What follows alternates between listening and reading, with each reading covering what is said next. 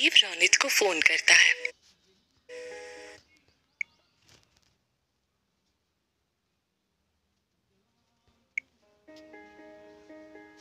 राजीव रोनित को फोन करता है।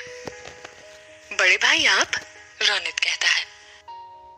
मुझे तुम्हारी हेल्प चाहिए, राजीव कहता है। मेरी? हाँ, तुम मानते हो ना कि तुम्हारे भाई और फूफा जी ने जो भी चांदनी के साथ किया वो बहुत गलत है और उसकी वजह से चांदनी को बहुत कुछ सहना पड़ा है। दोस्त कहते हो ना तुम खुद को चांदनी का, राजीव कहता है। हाँ, तो उन दोनों का किया सबके सामने लाने के लिए मुझे तुम्हारी मदद चाहिए। करोगे मेरी मदद? क्या करना होगा मुझे? राजीव रोनित को सब कुछ समझाता है। काम हो जाएगा भाई। Thank you Ronit. मैं समीर और विशाल को भी सब समझा दूंगा, रोनित कहता है। गुड। एक बात और, हम चारों के अलावा ये बात किसी को भी पता ना चले, चांदनी और पिंकी को भी नहीं, प्लीज। किसी को भी पता नहीं चलेगी, रोनित कहता है। Okay, bye. बाय। राजीव के फोन काटते ही चांदनी राजीव के कैबिन में आती है। तुम्हें एक ही बात कितनी बार समझानी पड़ती है कि मेरे कैबिन में नॉक करके आया करो, राजीव कहता है। आप सब जानते हैं ना कि मैंने विक्रम को जेल से बाहर क्यों निकाला, तो फिर मेरी इंसल्ट करने का क्या मतलब हुआ? चांदनी पूछती है। इस वक्त यहाँ से जाओ चांदनी। चांदनी रोते हुए। नहीं जाऊंगी। चांदनी को रोते हुए देखकर राजीव को बहुत तकलीफ होती है। आप जानते हैं ना, उस वक्त मेरे पास और कोई रास्ता नहीं था। राजीव उठकर चांदनी के पास आता है। राजीव चांदनी के आंसू पोंछते हुए। चांदनी, मैं जो कर रहा हूं ना वो तुम्हारे। राजीव को कैबिन में लगे कांच से सोनिया आती हुई नजर आती है। राजीव चांदनी को धकेल कर दूर कर देता है।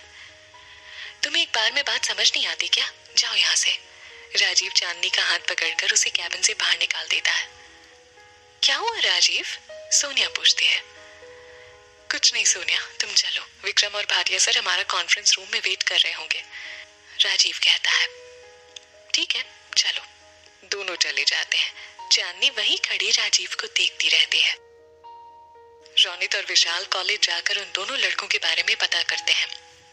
प्रिंसिपल साहब, उन लड़कों ने इतना कुछ किया और आपने कोई एक्शन नहीं लिया, क्यों?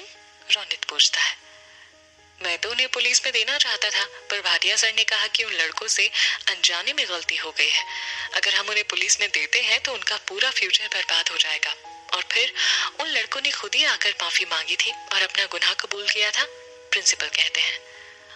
ओह, मतलब उन लड़कों का भविष्य बचाने वाले कुकू भाटिया दी ग्रेट थे, समीर कहता है। जी हाँ। आप तो जानती हैं कि कुकू भाटिया मेरे अंकल हैं और मेरी बहन निशा भी यहीं पढ़ती है। अंकल उन लड़कों से मिलना चाहते हैं। उन्हें समझाना चाहते हैं कि आगे से वो कोई ऐसी हरकत ना करें और पढ़ाई पर ध्यान दें। क्या आप उन लड़कों के नाम बता सकते हैं? रोनित पूछता है। जरूर।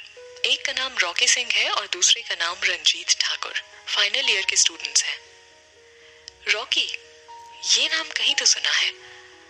आपकी बहन निशा के दोस्त हैं ये दोनों, प्रिंसिपल कहते हैं। Thank you sir. Thank you so much. Ronit इस सुनकर शॉक्ड हो जाता है। आपसे एक रिक्वेस्ट थी सर, प्लीज इस बारे में किसी से कोई बात मत करिएगा। वो क्या है ना, अंकल नहीं चाहते कि उन दोनों लड़कों का भविष्य खराब हो। ठीक है, थैंक यू सर। समीर और रोनित प्रिंसिपल के कैबिन से बाहर आते हैं। तुझे क्या हुआ? समीर पूछता है। निशा इन लड़कों की संगत में रह कर ना इतनी बिगड़ रही है और विक्रम भैया भी उसे सह देते हैं, रोनित कहता है। इसीलिए ही तो इन जैसे लोगों को इनके किए की सजा मिलनी चाहिए, समीर कहता है। सही कह रहा है तू।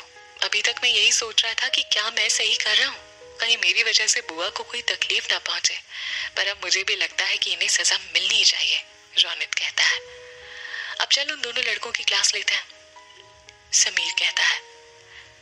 सोनिया, विक्रम, कुकू भाटिया, मिस्टर मल्होत्रा और राजीव सब लोग मीटिंग में हैं। मीटिंग खत्म होती है। सोनिया, में निकलना होगा, क्लाइंट हमारा वेट कर रहे हैं, राजीव कहता है। चलो। सोनिया और राजीव चले जाते हैं। मेरी भी एक मीटिंग है, मैं भी चलता हूँ। मिस्टर मल्होत्रा के जाते ही कुकू भाटिया के पास फोन आता है। हेलो, रॉकी बोल रहा हूँ। सिन्हा साहब को फंसाने का सौदा 5 लाख में हुआ था, पर अब मुझे लगता है ये अमाउंट बहुत कम है। हमें 5 लाख और चाहिए और वो भी आधे घंटे में, रॉकी कहता है। मैं तुम्हें एक फूटी कौड़ी भी नहीं दूंगा, समझे तुम? कुकू भाटिया कहते हैं। अगर आपने रुपए नहीं दिए ना तो मैं प्रिंसिपल सर और पुलिस को जाकर सब बता दूंगा कि आपने हमसे ये काम करवाया, ताकि आप उस लड़की, क्या नाम है, हाँ, चांदनी को ब्लैकमेल कर सकें और अपने बेटे विक्रम को जेल से बाहर निकाल सकें। रॉकी कहता है, तुम मुझे ब्लैकमेल कर रहे हो? यही समझ लीजिए। आपकी और हमारी फोन पर जो भी बातचीत हुई उसकी रिकॉर्डिंग है मेरे पास। अगर आधे घंटे में रुपए नहीं मिले तो ये रिकॉर्डिंग सीधे पुलिस के पास जाएगी। ठीक है, एड्रेस मैसेज करो, तुम्हें रुपए मिल जाएंगे, कुकू भाटिया कहते हैं। ठीक है। रॉकी फोन काट देता है। वेल डन, एक्सपर्ट लगते हो लोगों को ब्लैकमेल करने में, समीर कहता है। इसकी स्मार्टनेस तो अब पुलिस निकालेगी। थैंक्स समीर, थैंक्स रोनित, शाम को पार्टी में मिलते हैं, इंस्पेक्टर कहते हैं। जी। क्या हुआ डैड? विक्रम पूछता है। विक्रम, इस रॉकी का ना कुछ इंतजाम करना होगा हमें। क्यों? ब्लैकमेल कर रहा है, उसे 5 लाख रुपए और चाहिए, वो भी आधे घंटे में, कुकू भाटिया कहते हैं। ठीक है डैड, चलिए अभी दे देते हैं। चांदनी अपना काम कर रही है पर उसका मन काम में नहीं लग रहा, उसे राजीव की बातें याद आ रही हैं। राजीव, आप तो ऐसे नहीं थे, फिर अचानक क्या हो गया है आपको? अगर इतनी नफरत है आपको मुझसे तो आज के बाद मैं आपके करीब नहीं आऊंगी, क्योंकि आपका गुस्सा तो मैं सहन कर सकती हूँ, पर आपकी नफरत नहीं सही जाएगी मुझसे, नहीं सही जाएगी।